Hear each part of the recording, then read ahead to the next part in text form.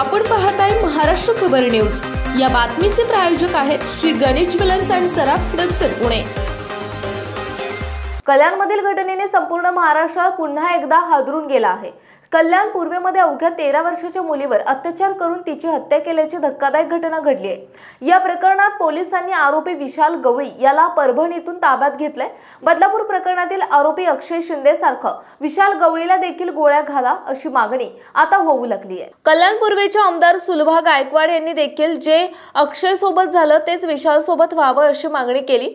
तसेच या आरोपीला कठोरातील कठोर शिक्षा व्हावी अशी देखील मागणी यावेळी त्यांनी गृहमंत्र्यांकडे केली आहे।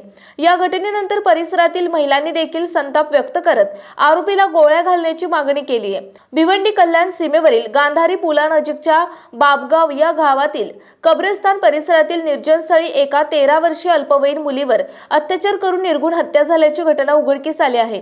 या घटनेने संपूर्ण परिसरात खळबळ उडाली असून घटनेची माहिती मिळताच स्थानिक पडघा पोलिसांचे पथक घटनास्थळी दाखल झाले आहे।